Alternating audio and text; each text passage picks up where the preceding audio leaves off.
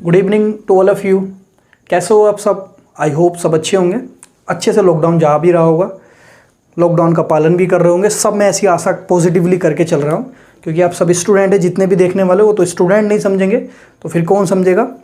सब समझ रहे हैं, लेकिन स्टूडेंट का जिम्मेदारी ज़्यादा बनती है, छात्रों की या पढ़े लिखों की जिम्मेदारी इस टाइम पे ज़्यादा बनती है अपने देश को बचाने के लिए। तो मैं आपसे आशा कर रहा हूँ, आप तो करेंगे नो डाउट, लेकिन आसपास के लोगों से भी इसका जो है पालन करवाएंगे। एकमात्र मैंने पहले भी बताया है, एकमात्र वैक्सीन है, घर में रहें आप ज़्यादा से ज़्यादा, नहीं तो फिर इसको जो है रोका नहीं जा सकता है, बहुत बड़ा डिजास्टर बन सकता है। बन भी रहा है, अगर थर्ड स्टेज में पहुँच गया तो दिक्कत बहुत ज़्यादा आ जाने वाली है। ये चीज़ समझ लेना आप। डरा नहीं रहा हूँ मैं, एक बार जनरल बात बता रहा हूँ, तो इसलिए ध्यान रखना, पालन करो, करवाओ, कोई इसमें बुराई नहीं है, अच्छी चीज़ है पालन करना। तो अभी मैं जो आपको लेकर आया हूँ वो लेक्चर 7 आपका हो चुका था कला एवं संस्कृति का। आज जो हम लेक्चर 8 पढ़ेंगे, क्या पढ़ेंगे? लेक्चर 8 पढ़ेंगे, और उसमें बहुत ही ज़्यादा मुख्य चीज़ हम पढ़ने वाले हैं। एक एक लेक्चर बहुत मुख्य है, बहुत इंपॉर्टेंट है, और वो सब एग्ज़ाम ओरिएंटेड है। एग्ज़ाम में जो पूछे जाएंगे उसी से रिलेटेड, उसी से संबंधित सारे को मैं लेक्चर आपके लेकर आ रहा हूँ। अब आज जो है उसी सीरीज को हम आगे बढ़ाते हुए, लेक्चर कौन सा आ गया? 8 आ चुका, और 8 में जो मैंने आपके मंदिर की, गुप्तकाल की मंदिर स्थापत्य कला जो पढ़ाई थी, उसी से रिलेटेड मैं आपको कुछ चीज़ें पढ़ाऊंगा। मुझे आपको मंदिर की स्थापत्य कला मैंने पढ़ा दी, लेकिन कुछ मुख्य मंदिर भी आपको मुझे पढ़ाने हैं। कोणार्क मंदिर, खजुराहो मंदिर, मैंने शैली बताई है, मंदिर नहीं पढ़ाए हैं। हर किसी मंदिर की शैली बता दी, लेकिन मंदिर कौन सा कहाँ पर स्थित है, दक्षिण भारत में कौन से मंदिर स्थित हैं या उत्तर भारत में, शैलियाँ बताएंगे। उस शैली के मंदिर कहाँ कहाँ बने हैं ये नहीं बताया। मंदिर भी पढ़ाऊँगा, और आपके जो है, जो आज मैं लेकर आया हूँ आपका, मैं प्राचीन इतिहास की यूनिवर्सिटी जो हैं, जो मुख्य यूनिवर्सिटी हैं, जो बहुत फेमस रही हैं वर्ल्ड वाइड लेवल पर और बहुत बड़े पैमाने पर प्रसिद्ध रही हैं, उनको आज हम पढ़ेंगे। हर टाइम की जो है अपनी एक यूनिवर्सिटी रही है पढ़ाई की, क्योंकि शिक्षा हमारे यहाँ पहले से चलती आ रही है। तो पहले से शिक्षा हासिल करते थे लोग, बाहर से आते थे पढ़ने। तो इसी के साथ मैं आज जो आपको पढ़ाऊंगा प्राचीन यूनिवर्सिटी पढ़ाऊंगा। जैसे आज की यूनिवर्सिटी जो फेमस आपने सुनी है, जो मुद्दा बनी रहती है हमेशा, जैसे JNU आप सुनते हो, अलीगढ़ यूनिवर्सिटी सुनते हो, BHU सुनते हो, DU सुनते हो, ये यूनिवर्सिटी सुन रहे हो नहीं आप? तो ये आने वाले टाइम में अगर जब कभी ये नष्ट हो जाएंगी या इनकी जगह कोई और अच्छी आएगी, तो एक दौर आएगा कि एक दौर ऐसा था कि ये टॉप यूनिवर्सिटी थी, DU, JNU, BHU, Aligarh university, ये पढ़ी जाएंगी। ऐसे ही आपकी प्राचीन काल की भी कुछ यूनिवर्सिटी हैं जो आज पढ़ते हैं हम। क्यों? क्योंकि वो उस टाइम की फेमस थी, ये आज की फेमस है। ये 100 साल 200 साल बाद पढ़ी जाएंगी, फिर समझ रहे हो ना आप? तो मैं प्राचीन इतिहास की जो भी आपने सुनी होंगी, जैसे आपने विक्रमशिला सुनी है, तक्षशिला सुनी है, नालंदा सुनी है ना, ये तो ये सारी आपकी यूनिवर्सिटी हम पढ़ेंगे आज। और इनको पढ़ना इसलिए ज़रूरी है, बहुत बार एग्जाम में आई है और बहुत कन्फ्यूज़न भी रहता है कि कौन सी कहाँ पर है, बल्लवी क्या है, विक्रमशिला, ये सारी चीज़ें हम बहुत आसान वे में समझेंगे। तो हमारा जो मेन हेडिंग होगा आज वो होगा प्राचीन इतिहास के विश्वविद्यालय। और विश्वविद्यालय में मैं जो लगा देता हूँ यहाँ पर मुख्य, मेन, समझ रहे हो? तो एंशिएंट हिस्ट्री के आप क्या पढ़ेंगे? मेन यूनिवर्सिटी पढ़ेंगे, ठीक है। तो उसमें जो है मैं पहली आपको जो पढ़ाऊंगा वो होगी आपकी विक्रमशिला। कौन सी? विक्रमशिला। बहुत सुनी है आपने और सुना भी होगा, बहुत जगह लिखा हुआ भी देखा होगा। तो क्यों लिखते हैं विक्रमशिला यूनिवर्सिटी या विश्वविद्यालय, या फिर कोई भी अपनी संस्था का नाम, प्राइवेट लोग, प्राइवेट संस्थाएं या स्कूल रखते हैं ना विक्रमशिला के नाम से, तो इसलिए रखते हैं कि इसने पहले कभी ख्याति प्राप्त की हुई थी, बहुत ख्याति प्राप्त की थी। तो विश्वविद्यालय को समझते हैं विक्रमशिला। कहाँ पर है, कहाँ पर नींव रखी गई, ये बेसिक चीज़ें पढ़ेंगे। तो विक्रमशिला विश्वविद्यालय जो है आपका, जो करंट में, वर्तमान में जो आपका भागलपुर है, वो कहाँ पर है? बिहार में। तो बिहार के भागलपुर में स्थित थी आपकी। कहाँ? तो इस हिसाब से ये कहाँ पर थी विक्रमशिला विश्वविद्यालय? बिहार में स्थित थी, जहाँ पर आपका वर्तमान में भागलपुर जो है बिहार के अंदर, भागलपुर जिला, वहाँ पर ये स्थित थी। इसकी नींव जो रखी थी, इसकी नींव जो है उस टाइम के जो पाल वंश थे, पाल वंश का एक मुख्य शासक था धर्मपाल। पाल वंश का शासक मुख्य धर्मपाल ने इसकी नींव रखी थी। बहुत महत्वपूर्ण चीज़ें हैं। धर्मपाल क्वेश्चन आया हुआ है, भूल जाते हैं बहुत बार। पाल मतलब कि पाल वंश के मुख्य राजा धर्मपाल ने इसकी नींव रखी थी। और सबसे महत्वपूर्ण चीज़ सबसे महत्वपूर्ण चीज यहाँ पर जो है विक्रमशिला यूनिवर्सिटी में जो शिक्षा दी जाती थी वो आपकी बौद्ध शिक्षा दी जाती थी और बौद्ध शिक्षा का ये प्रमुख केंद्र था। जैसे मैं ये बात आपसे कहता हूँ कि बौद्ध शिक्षा का प्रमुख केंद्र था, तो इसका मतलब ये मत समझ लेना कि और यहाँ पर पढ़ाई नहीं कराई जाती हैं, और भी पढ़ाई कराई जाती थी, लेकिन प्रमुख शिक्षा जो थी यहाँ पर वो किसकी थी? बौद्ध शिक्षा। और शिक्षा भी दी जाती थी, जैसे फॉर एग्जांपल हमारी लोकेलिटी में एक फेमस है ठाकर द्वारा, वहाँ पर जो है स्टेनो के लिए फेमस है कि वहाँ पर ठाकर द्वारा जाएं आप, स्टेनो की पढ़ाई अच्छी होती है। लेकिन आपको पता है कि वहाँ पर सिर्फ स्टेनो की पढ़ाई नहीं होती है, हर तरह की पढ़ाई होती है वहाँ पर, समझ रहे हो ना। तो मैं यही कह रहा हूँ कि प्रमुख शिक्षा का जो दी जाती थी वो आपकी बौद्ध की शिक्षा दी जाती थी, बौद्ध धर्म से रिलेटेड शिक्षा दी जाती थी, लेकिन और भी दी जाती थी। उस टाइम के जो राजा थे उस बौद्ध शिक्षा के प्रसार के लिए, उस टाइम के जब इसकी नींव रखी थी उसके बाद, तो बौद्ध शिक्षा के जो आपके उस टाइम के जो राजा थे, तो बौद्ध शिक्षा के प्रसार के लिए, उसको एक्सटेंड करने के लिए, एक्सपांड करने के लिए क्या करते थे? वो बाहर से बौद्ध विद्वान बुलाते थे, जिससे कि वो बौद्ध विद्वान आए, आमंत्रित करते थे राजा उनको इस यूनिवर्सिटी में, जिससे कि वो बौद्ध शिक्षा का और ज़्यादा से ज़्यादा क्या करें, उसको एक्सपेंड करें। जो राजा उस टाइम पे होते थे बाहर से उनको आमंत्रित करते थे, इनवाइट करते थे कि आइए आप सर, आप यहाँ पर बौद्ध शिक्षा का और ज़्यादा प्रसार करिए। आई होप आपको समझ में आ रहा होगा। चौथा पॉइंट जो है आपका अगर आएगा इसमें, तो चौथा पॉइंट जो होगा वज्रयान संप्रदाय। नहीं सुना है तो मैं बता रहा हूँ, जैसे हिंदू धर्म के अंदर बहुत सारे संप्रदाय होते हैं, ऐसी बौद्ध धर्म के अंदर भी बहुत सारे संप्रदाय हैं, जैन धर्म के अंदर भी हैं, मुस्लिम धर्म के अंदर भी, हर धर्म के अंदर संप्रदाय होते हैं। तो बौद्ध धर्म के अंदर एक संप्रदाय है, वो है वज्रयान संप्रदाय। वज्रयान संप्रदाय वो यहीं पर फला फूला था, वज्रयान संप्रदाय यहीं पर फला फूला था। संप्रदाय का मतलब बौद्ध धर्म को मानते थे वो, लेकिन बौद्ध धर्म को मानने के साथ ही अलग ट्रेडिशन फॉलो करते थे। उनका बौद्ध धर्म को मानने का तरीका कुछ डिफरेंट था। हीनयान जैसे इसके अंदर एक संप्रदाय है, महायान इनके अंदर एक संप्रदाय है, बौद्ध धर्म को मानते हैं, लेकिन हीनयान जो संप्रदाय है उनका मानने का कुछ डिफरेंट तरीका है बौद्ध धर्म को। महायान जो संप्रदाय है, महायान का जो तरीका है बौद्ध धर्म को मानने का, उनका कुछ डिफरेंट तरीका है। तो रहते सब एक धर्म को मानने वाले हैं, लेकिन उनको मानने का तरीका कुछ डिफरेंट हो जाता है। कुछ लोगों को कुछ चीज़ अच्छी लगती है, कुछ नहीं लगती है, अपना अलग बना लेते हैं, तो वो अलग संप्रदाय कहलाते हैं। तो वज्रयान संप्रदाय जो है आपका वो यहीं पर फला फूला था, इसी विक्रमशिला यूनिवर्सिटी में। इसी के साथ यहाँ पर एक बहुत अच्छी तरीके की शिक्षा जो मैं आपको बता रहा हूँ, तांत्रिक शिक्षा भी दी जाती थी। तांत्रिक आप समझ गए होंगे मैं किस तरह की बात कर रहा हूँ, तंत्र वंत्र से संबंधित यहाँ पर शिक्षा जाती थी, तांत्रिक शिक्षा दी जाती थी। साथ में यहाँ पर आपकी तर्क शास्त्र की शिक्षा भी दी जाती थी, आपकी खगोल विज्ञान की भी शिक्षा दी जाती थी, व्याकरण की भी शिक्षा दी जाती थी, और दर्शन की भी शिक्षा दी जाती थी। कितने सारे पॉइंट हो गए, इनको आइए लिख लेते हैं, तभी आपको कुछ समझ में आएगा। तो पहला जो मैंने आपको बताया है, क्या बताया है? आपका भागलपुर जिला,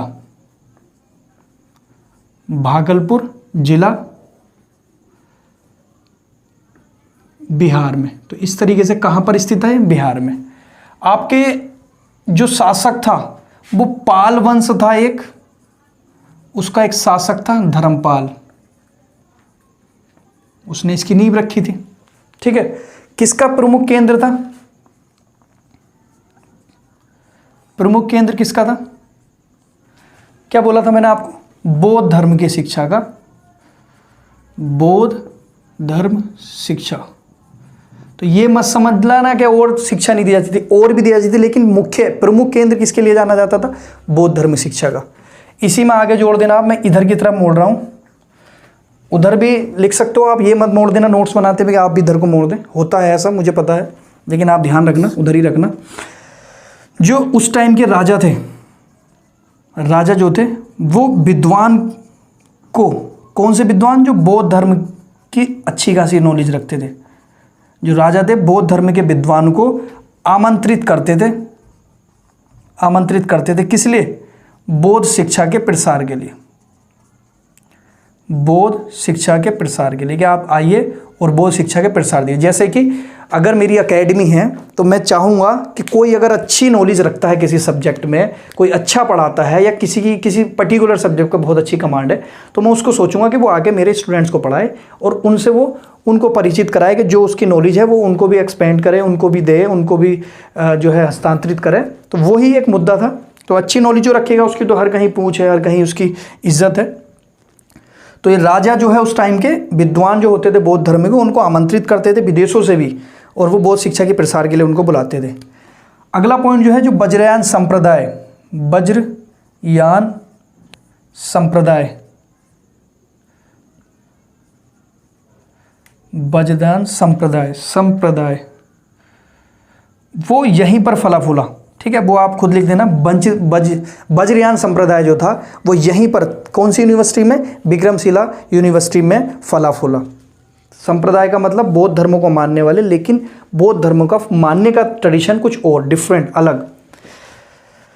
इसी के साथ मैं यहाँ पर बताऊंगा तांत्रिक शिक्षा, तांत्रिक शिक्षा दी जाती थी यहाँ पर, ठीक है। और साथ में आपकी जो शिक्षा दी जाती है, जैसे मैंने आपको बताया, व्याकरण की शिक्षा, तार्किक शास्त्र की शिक्षा, दर्शन की शिक्षा, खगोल विज्ञान की शिक्षा, तो इन सब की शिक्षा दी जाती थी। व्याकरण, तर्कशास्त्र, दर्शन, खगोल विज्ञान, इन सब की शिक्षा दी जाती थी। तो आई होप आपको समझ गए होंगे विक्रमशिला विश्वविद्यालय में कि कहाँ पर था, किसने नींव रखी थी, किसके लिए फेमस था, कौन सा संप्रदाय यहाँ पर किसकी शिक्षा दी जाती थी, क्या होता था। ये लगभग आपके लिए बहुत ज़रूरी है जो मैं कुछ पॉइंट्स आपको बता रहा हूँ, तो इनको प्लीज़ आप जरूर बना लीजिएगा जल्दी से।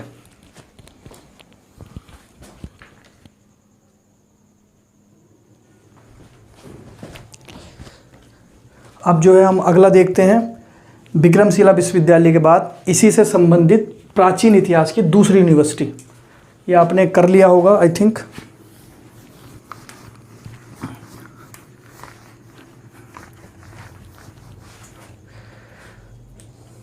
दूसरी पढ़ते हैं हम, नंबर 2 नालंदा विश्वविद्यालय।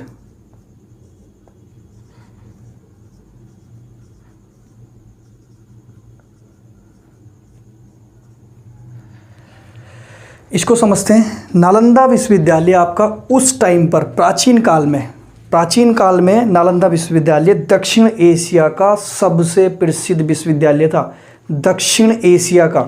जैसे ये आपका पूरा एशिया है और इसमें ये दक्षिण एशिया का सबसे प्रमुख जो है आपका ये कौन सा है, नालंदा विश्वविद्यालय था, ठीक है, दक्षिण एशिया का। और इसके साथ ही इसकी जो नींव बताई जाती है वो नींव रखी है गुप्त शासक के, जो कुमार गुप्त हैं, कुमार गुप्त ने इसकी नींव रखी। लेकिन कुछ बुक्स में इनका नाम अस्पष्ट भी नहीं है, मतलब कि ऐसा बोल सकते हैं, सॉरी, पूरी तरीके से स्पष्ट नहीं है, ऐसा बोल सकते हैं। लेकिन ज़्यादातर बुक्स में मिलता है कि कुमार व गुप्त नाम जो है शासक जो है राजा, उन्होंने जो गुप्त वंश के थे उन्होंने इसकी नींव रखी है। नींव उन्होंने भले रख दी हो, लेकिन आने वाले जितने भी शासक रहे हैं उन्होंने इसको लगातार जो है प्रतिष्ठा दिलाई है। क्योंकि आपको पता है किसी ने कोई स्कूल खोल दिया, कोई कोचिंग खोल दी, तो खोलने से कुछ नहीं होता है, उसका नाम करने से मैटर करता है कि उसका नाम किस तरीके से हुआ। तो नाम जो होता है वो कई तरीक़ों से होता है, पढ़ाकर भी होता है, एडवर्टीजमेंट करके भी हो जाता है, कई तरीक़ों से नाम करवाया जा सकता है। तो मैं आपको बता रहा हूँ, भले ही कुमार गुप्त ने इसकी नींव रख दी है, लेकिन आने वाले टाइम के जो है शासकों ने इसको जो है प्रतिष्ठा दिलाई है बड़ी मात्रा में। जैसे आगे जो है वर्धन वंश आया है गुप्त के बाद, तो वर्धन वंश के जो हर्षवर्धन थे उन्होंने जो है इसको प्रतिष्ठा दिलवाई है। और पाल शासक जो आए हैं बाद में, उन पाल शासकों ने भी इसको लगातार प्रतिष्ठा दिलाई है। तो ऐसा मानते हैं कि गुप्त काल में नालंदा जो है अस्तित्व में था, गुप्त काल से ही नालंदा अस्तित्व में था। गुप्त काल का मतलब वही जो मैंने आपको 300-400 का टाइम बताया है, अब से 1700 साल पहले की बात। यहाँ पर जो प्रमुख शिक्षा जो दी जाती थी, महायान बौद्ध शिक्षा केंद्र था ये। जैसे मैंने आपको पहले भी बताया है कि बौद्ध धर्म के अगर 2 संप्रदाय हैं, और भी हैं लेकिन मुख्य अगर 2 हैं, एक है महायान संप्रदाय और एक है हीनयान संप्रदाय। संप्रदाय वही कि दोनों जो है बौद्ध धर्म को मानते हैं, लेकिन मानने का तरीका कुछ और है। संप्रदाय का मतलब दोनों एक धर्म को मानते हैं, बौद्ध धर्म को, लेकिन मानने का तरीका कुछ और है, ट्रेडिशन कुछ और ही फॉलो करते हैं। तो यहाँ पर जो शिक्षा दी जाती थी महायान संप्रदाय, बौद्ध धर्म का महायान संप्रदाय की प्रमुख शिक्षा केंद्र था ये। अब इसका मतलब ये मत समझ लेना कि और किसी की नहीं दी जाती होगी, और भी दी जाती है, लेकिन यहाँ पर प्रमुख किसकी दी जाती थी, महायान संप्रदाय या बौद्ध महायान शिक्षा का प्रसार यहाँ पर था ज़्यादा, या प्रमुख केंद्र था। इसी के साथ यहाँ पर जो शिक्षा दी जाती थी वही व्याकरण, दर्शन, चिकित्सा शास्त्र के साथ आपका तार्किक शास्त्र, इस तरह का यहाँ पर ज्ञान अर्जित कराया था। इसके अलावा साथ में आपको ये भी पता होना चाहिए कि नालंदा विश्वविद्यालय की खुद की क्या थी, एक लाइब्रेरी थी, पुस्तकालय थी उस टाइम पर। खुद की पुस्तकालय, लाइब्रेरी उस टाइम पर होना एक बड़ी बात थी। खुद का एक छात्रावास था, छात्रावास का मतलब खुद का एक हॉस्टल था, खुद का हॉस्टल था उस टाइम पर, बहुत बड़ी बात है। और उसी टाइम पर आपके कुछ विद्वान जो आज फेमस है, उस टाइम भी फेमस थे, कुछ विद्वान जो इस नालंदा विश्वविद्यालय से जुड़े हुए थे, जैसे कि आपने सुने होंगे नाम आर्यभट्ट और नागार्जुन। ये बड़े विद्वान जो नालंदा से जुड़े हुए थे, उनको हम आज भी याद रखते हैं क्योंकि उनके कार्य कुछ ऐसे थे। तो वो विद्वान के नाम थे आपके आर्यभट्ट और आपके नागार्जुन। इसी के साथ आपका इतना फेमस था कि इसको पढ़ने के लिए, जैसे कि हम कहीं अगर ज़्यादा फेमस कोई यूनिवर्सिटी है और इतनी हमारी जो है कैपेसिटी है तो हम उसको अचीव करना चाहेंगे, उसमें अपना एडमिशन लेना चाहेंगे। अगर कुछ इस तरह का एडमिशन कहीं पर होना है या कोई यूनिवर्सिटी है, व्हाटएवर कोई भी फेमस चीज़ है और हमारी इतनी कैपेबिलिटी है तो हम उसको ज़रूर करेंगे। तो उस टाइम पर नालंदा विश्वविद्यालय इतना फेमस था कि चीन से लोग यहाँ पर आते थे और इस शिक्षा को हासिल करते थे क्योंकि फेमस बहुत ज़्यादा था। तो चीनी यात्री मैंने आपको बताया फ़ायान चीनी यात्री जो है यहाँ पर आए थे और उसने कम से कम बौद्ध शिक्षा हासिल की थी, 2 साल यहाँ पर रहा था। चीनी यात्री कौन था? फ़ायान, चीन से आया था। इसी तरीके से एक और चीनी यात्री था, उसका नाम था इत्सिंग। कौन था? इत्सिंग। उसने कम से कम यहाँ पर 10 साल बिताए थे। कितने साल? 10 साल बिताए थे। बड़ी बात है चीन से आने के बाद। इसी के साथ जो बख्तियार खिलजी था बख्तियार खिलजी, अच्छा ये था कहाँ पर? नालंदा विश्वविद्यालय आपका बिहार के अंदर ही स्थित था। जो बिहार को हल्के में लेते हैं ना, हल्के में मत लेना। बिहार एक टॉप मोस्ट यूनिवर्सिटी का राज्य मतलब कि क्षेत्र रहा है। तो बिहार के जो राजगीर आप सुनते हो जिला, उसमें स्थित था ये, समझ रहे हो। तो बख्तियार खिलजी ने इस नालंदा विश्वविद्यालय को लगभग 1199 के टाइम पर नष्ट करा दिया था। और नष्ट कराने का कारण इसलिए बोला जाता है, बख्तियार खिलजी जो थे वो तुर्क में एक शासक थे, ऐसा मान लो आप। तो तुर्क में एक शासक थे, तो वो किसी कारण बीमार हो गए और बीमार के दौरान उन्होंने बहुत से हकीमों से इलाज कराया, बहुत बड़े बड़े विद्वानों से इलाज करा लिया, लेकिन वो ठीक नहीं हो पाए, कहीं से कहीं तक भी ठीक नहीं हो पाए। और ठीक नहीं हो पाए तो किसी ने उनको यहाँ का रेफरेंस दिया कि नालंदा विश्वविद्यालय में कोई टीचर है या फिर कोई विद्वान है या फिर कोई आयुर्वेद है। उन आयुर्वेद का तो जो है बख्तियार खिलजी को इन्फॉर्मेशन मिली, उसने उससे संपर्क साधा। तो राहुल नाम के थे वो, रालू सीलभद्र करके राहुल। तो राहुल जी वहाँ पर गए और उनको जो है उन्होंने ठीक करने के लिए जैसे ही कहा तो पहले ही उसने जो है शर्त रख दी कि अगर तुम मुझे ठीक नहीं कर पाए तो मैं तुम्हारी हत्या कर दूंगा। ठीक है भाई, कर देना, कोई दिक्कत नहीं है। तो राहुल जी ने क्या करा कि आप एक काम करो, ये कुरान लो, उस तरह की बात बता रहा हूँ मैं, कुरान लो आप और कुरान जो है पढ़ो इतने से इतने पेज नंबर तक। कुरान दिया उसके हाथ में बख्तियार खिलजी के, और उस कुरान को पढ़ने के बाद जो है कहा कि इसको देने के बाद कहा कि आप इस पेज से इस पेज तक इसको पढ़िएगा। उसने पढ़ा, जो भारत का हिंदू है उसने कुरान दिया और कहा कि आप पढ़ो इसको। और पढ़ने के बाद उसने पढ़ा और उसने जितने पेज बोले थे इतने पेज पढ़ने के बाद वो जैसे ही पढ़ा, उसने जो है पढ़ते ही वो ठीक हो गया। अब वो उसकी तरफ को देखता है ये हो क्या रहा है, तो वो चकरा गया उसका दिमाग कि ये हो क्या गया, कि मतलब कि जो हमारा जो एक तुर्क रहा है या उस जो शासकों का एक बड़ा एम्पायर रहा है, वो हमारे हकीम यहाँ के जो वेद हैं वो ठीक नहीं कर पाए। एक भारत से कोई नालंदा विश्वविद्यालय का आया, उसने ठीक कर दिया। तो वो इस चीज़ को बर्दाश्त नहीं कर पाया कि यार बताओ, एक छोटी यूनिवर्सिटी उसके हिसाब से वहाँ का आके उसने ठीक कर दिया। उसने नालंदा विश्वविद्यालय को क्या करा दिया? जलवा दिया। क्या कर दिया? नालंदा विश्वविद्यालय को जलवा दिया। उसको ईगो हट कर गई कि वहाँ का कैसे कर दिया, हमारा यहाँ का कैसे नहीं कर पाया। तो ईगो हट कर गई। तो नालंदा विश्वविद्यालय को जब जलाया था तो 3 महीने तक लगभग कम से कम उसकी जो पुस्तकालय में इतनी पुस्तक थी, लाइब्रेरी में इतनी पुस्तक थी कि 3 महीने तक वो भभकती रही। जो है आपकी यूनिवर्सिटी 3 महीने तक जलती रही, मतलब किताबों के कारण किताब जलती नहीं, भभकती रही। तो ऐसा हमारा इतिहास रहा है, इतना रोचक इतिहास रहा है, समझ लो आप। तो इसको कुछ पॉइंट्स के रूप में मैं उतार देता हूँ, जैसे कि राजगीर बिहार में स्थित है। गुप्त शासक कुमारगुप्त ने इसकी नींव रखाई, लेकिन साथ में हर्षवर्धन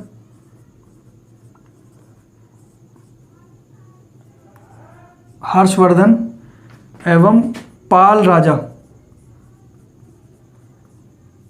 राजाओं ने इसको प्रतिष्ठा दिलाई। ठीक है, राजगीर, बिहार, गुप्त शासक, ये सब आपको ध्यान रखने हैं। प्रमुख शिक्षा जो दी जाती थी वो महायान बौद्ध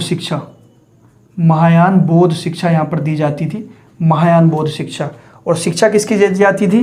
यही जो मैं आपको बता रहा हूँ, व्याकरण, तार्किक शास्त्र, दर्शन, खगोल विज्ञान। यहाँ पर आप और भी चीज़ जोड़ सकते हो, यही बहुत है, यही शिक्षा दी जाती थी। तार्किक शास्त्र, चिकित्सा और जोड़ दो इसमें, चिकित्सा। तो ये आपकी शिक्षा दी जाती थी। और खुद का हॉस्टल था, नालंदा हॉस्टल, मतलब कि छात्रावास। और साथ में आपका पुस्तकालय भी था। और इसी में जोड़ते हुए विद्वान जो इससे जुड़े हुए थे, 2 विद्वान, आर्यभट्ट और नागार्जुन। ध्यान रखना इनको। चीनी यात्री भी याद रखना, चीनी यात्री। फाहयान 2 साल इस यूनिवर्सिटी में रहा, इसने 2 साल बिताए यहाँ पे। इस सिंह ने कम से कम 10 साल यहाँ बिताए। ठीक है, बख्तियार खिलजी ने लगभग 1199 में इसको जलवा दिया। क्या कर दिया? जलवा दिया। ठीक है, तो ये कुछ पॉइंट्स आप इसको प्लीज़ बना लो अपने हिसाब से, खुद आप क्रम से बनाना, मैंने तो इसको ऐसे ही बना दिया है। ठीक है, तो ये आपका हो चुका है क्या, नालंदा विश्वविद्यालय। इसमें यह ना थोड़ा सा यहाँ पे ह्वेनसांग कर लेना। क्या कर लेना? ह्वेनसांग ही कर लेना। फायान जो है दूसरे में आता, बस इसमें ये ठीक कर लेना, ह्वेनसांग। ठीक है, और ये आपकी शिक्षा है, इसमें एक चीज़ और जोड़ लेना, वेद। बस इतना इसमें रखना। तो ये आपको समझ में आया होगा। अब जो पढ़ेंगे हम, तीसरी विश्वविद्यालय पढ़ेंगे।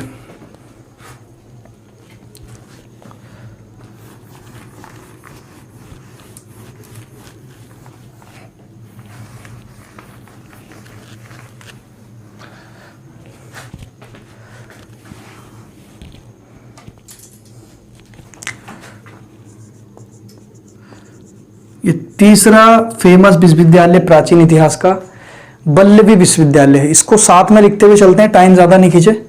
तो बल्लभी विश्वविद्यालय आपका सौराष्ट्र में स्थित था। सौराष्ट्र मतलब कि गुजरात, सौराष्ट्र मतलब कि गुजरात में स्थित था। और आपका जैसे कि आपका नालंदा विश्वविद्यालय महायान संप्रदाय की प्रमुख शिक्षा केंद्र था, तो ये यहां पर जो था हीनयान संप्रदाय प्रमुख शिक्षा केंद्र था, प्रमुख शिक्षा केंद्र। इसी के साथ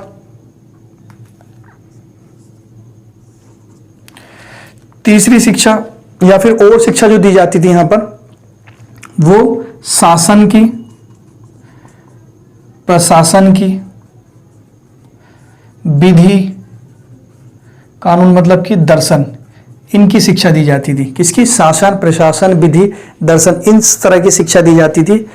और साथ ही यहाँ पर बल्लभी विश्वविद्यालय में अगर मैं आपको 4th पॉइंट बताऊं तो मेत्रक एक वंश था, मेत्रक वंश था।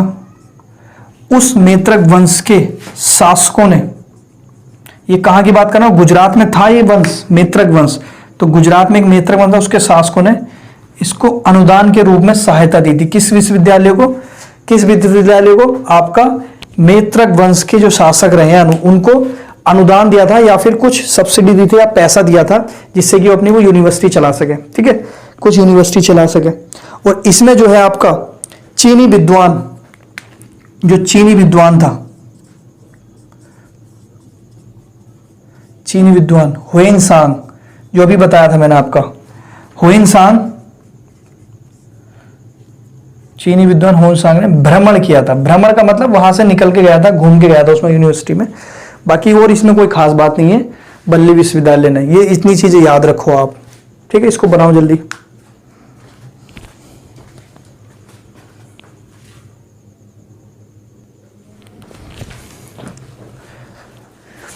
अगली जो है आपकी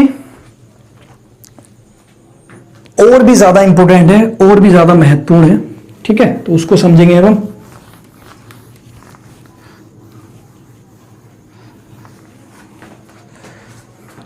और ज्यादा महत्वपूर्ण है, सबसे ज्यादा महत्वपूर्ण ऐसा मान लो, तक्षशिला।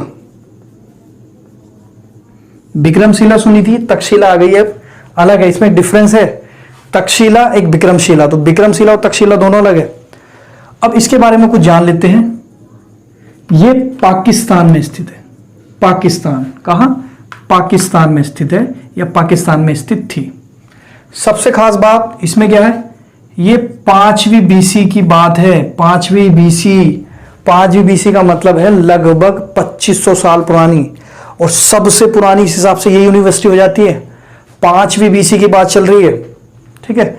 या 5वीं बीसी का मतलब सबसे पुरानी यूनिवर्सिटी आपकी यही है।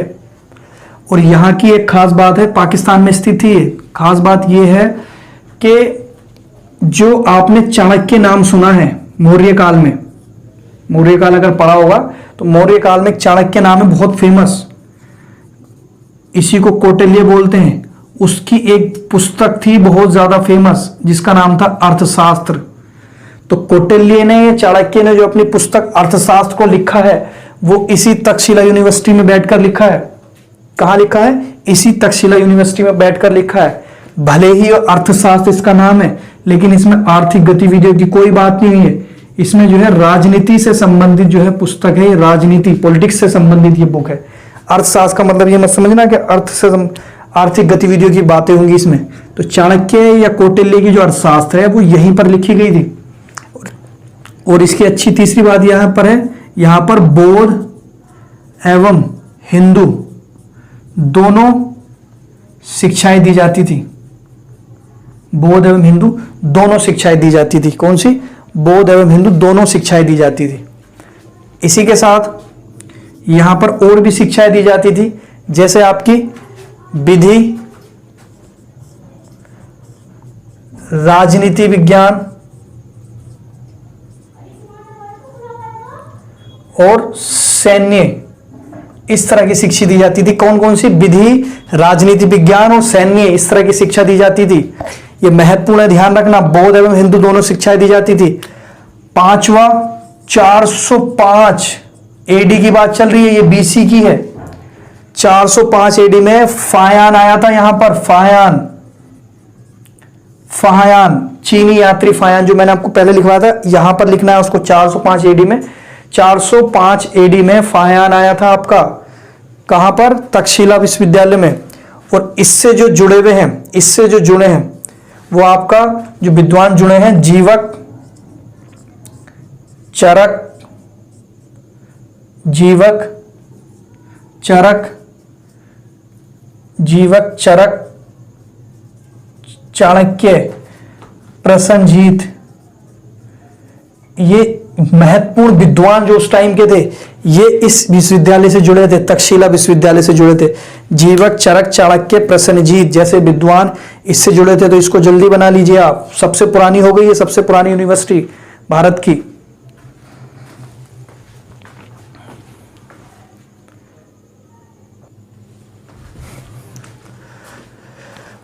अगली जो है, अगली यूनिवर्सिटी पे चलते हैं फिर।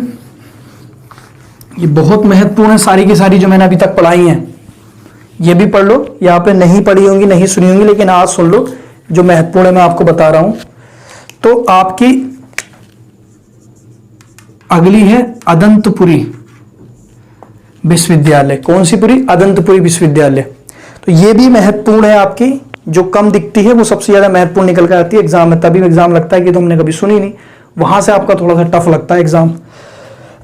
तो अदंतपुरी विश्वविद्यालय जो आप कम समझते हो जिसको, उसी राज्य में स्थित है, बिहार में स्थित है, बिहार में।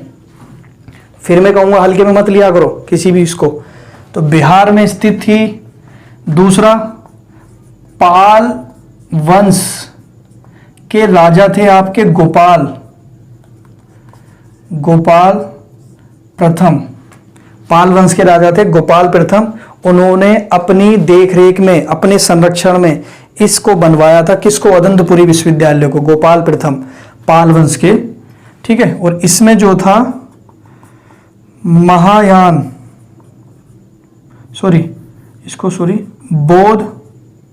बौद्ध महाविहार स्थित था यहाँ पर। बौद्ध महाविहार का मतलब जहां पर बौद्ध धर्मों को मानने वाले भिक्षु, जो बौद्ध भिक्षु कौन होते हैं? जो बौद्ध धर्म को मानने वाले हो, तो बौद्ध धर्म में कहलाते थे वो, भिक्षु कहलाते थे। तो उनका जो है रहने की जो जगह होती थी वो बिहार होती थी, लेकिन ये महाविहार है। तो ये ऐसा स्थान होगा जहां पर बौद्ध भिक्षु बड़ी मात्रा में रहते होंगे और बड़ी क्षेत्रफल होगा वो, तो उसको बोला था बौद्ध महाविहार। फोर्थ पॉइंट जो लिखना है इसमें, इसको जो है बख्तियार खिलजी ने नष्ट करा दिया था। क्या करा दिया था? नष्ट। अदंतपुरी विश्वविद्यालय को नष्ट करा। इसको जल्दी बनाओ।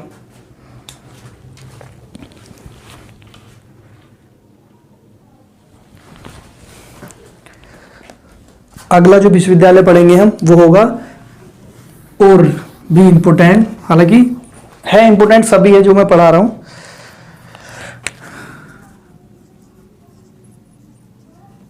जगद्दल विश्वविद्यालय। ठीक है, जल्दी से पढ़ लेते हैं। बंगाल में आपका स्थित था ये। उसके बाद बौद्ध धर्म में जो आपका वज्रयान, जो आपने सुना था अभी, वज्रयान संप्रदाय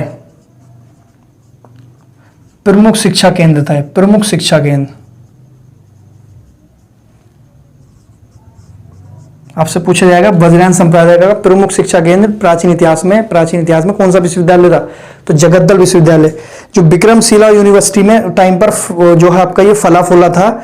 आज इसका जो है जगद्दल विश्वविद्यालय, यहाँ पर प्रमुख तरीके से शिक्षा दी जाती थी। मतलब कि प्रमुख केंद्र जो था शिक्षा का वज्रयान संप्रदाय का, जो बौद्ध धर्म था, वो यहीं पर दी जाती थी। ये पहले भी बताया मैंने, वज्रयान संप्रदाय।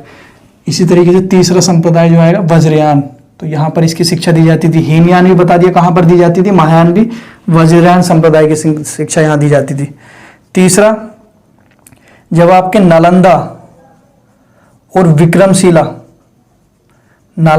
विक्रमशिला जैसे विश्वविद्यालयों का पतन हो चुका था, समाप्त हो चुके थे, तो उसके कई सारे विद्वानों ने यहां पर आकर इस विश्वविद्यालय में, जगद्दल विश्वविद्यालय में आके क्या ली थी? शरण ली थी। इसको पूरा पॉइंट लिख लेना। नालंदा विश्वविद्यालय के पतन के बाद, विक्रमशिला विश्वविद्यालय के पतन के बाद, उसके बहुत सारे विद्वानों ने जगद्दल विश्वविद्यालय में आके क्या ली थी? शरण ली थी। और इसको जो बनवाया था वो आपके पाल वंश के राजा रामपाल के द्वारा बनवाया गया था। रामपाल के द्वारा। जल्दी बनाओ इसको।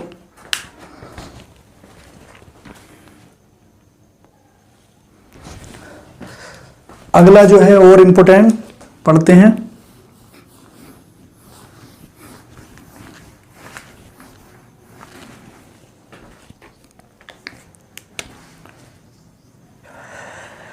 तो जगद्दल विश्वविद्यालय के बाद जो आएगा आपका, कौन सा आएगा? कांचीपुरम विश्वविद्यालय। तमिलनाडु, कांची से समझ रहे होंगे, तमिलनाडु में स्थित था। ठीक है।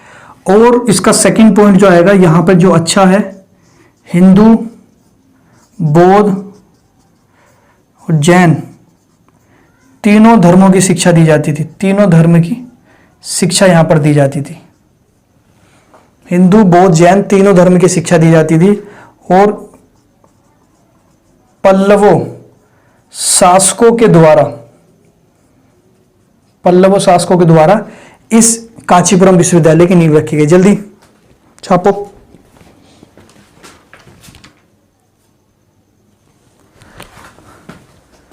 अगली जो है आपकी पढ़ेंगे, अगली यूनिवर्सिटी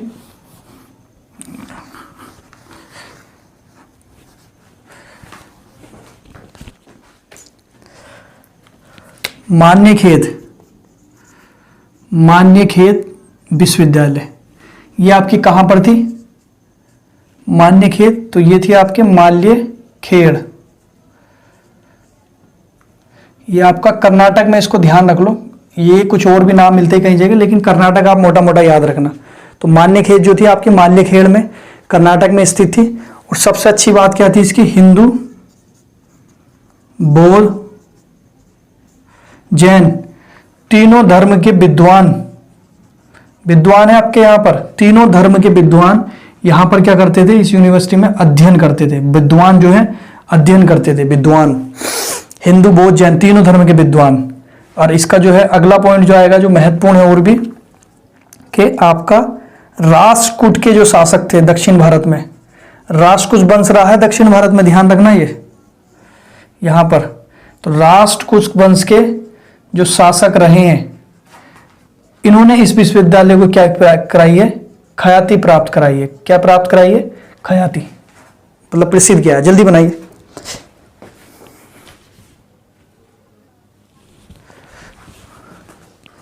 अगला जो है पढ़ते हैं।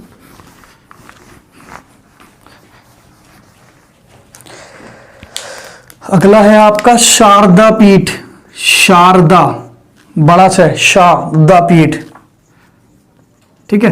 तो शारदा पीठ, तो आपका ये है POK, पाकिस्तान ऑक्यूपाइड कश्मीर, मतलब कि वह क्षेत्र जो पाकिस्तान ने ऑक्यूपाइड कर लिया है, वो आपका वहां पर स्थित है, पाकिस्तान ऑक्यूपाइड कश्मीर वाले क्षेत्र में।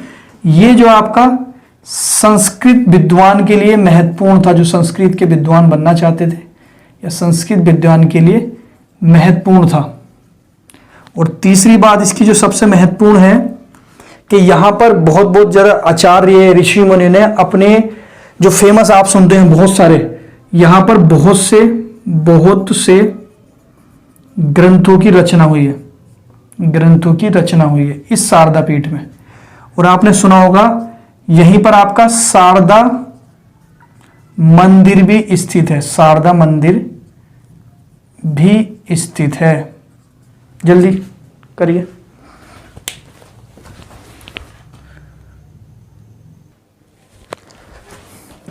अगला जो है आपका लास्ट, बट मैं ये नहीं कहूंगा नोट लिस्ट, ये लास्ट ही है आपकी। अगली जो है आपकी नागार्जुन कोंडा।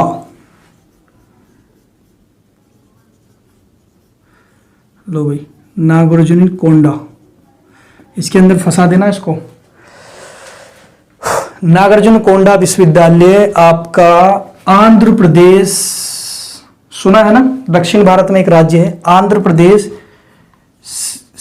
आंध्र प्रदेश में अमरावती से 160 किलोमीटर की दूरी पर स्थित था। ये क्या, ये विश्वविद्यालय 160 किलोमीटर की दूरी पर स्थित, और ये प्रमुख बौद्ध केंद्र रहा है। प्रमुख बौद्ध केंद्र, बौद्ध के बारे में ज्यादा फेमस रहा है। अमरावती जो है, मैं बता देता हूं, ये आंध्र प्रदेश की फ्यूचर राजधानी है जो बनने वाली है, काम चल रहा है अभी। जो है तेलंगाना जो उससे अलग हुआ है आंध्र प्रदेश से 2 जून 2014 को, तो वो कहीं ना कहीं अभी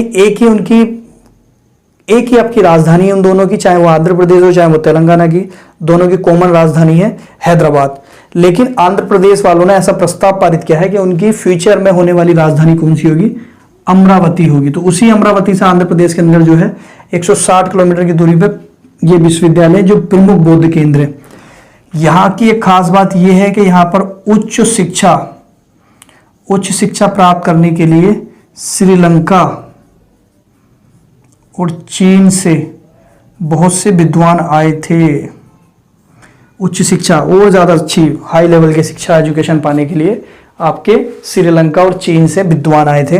तो यहाँ पर एक खास बात हो जाती है। और यहाँ पर बहुत सारे स्तूप और बिहार भी पाए गए हैं। इसी जगह स्तूप और बिहार पाए गए हैं। कहाँ पर?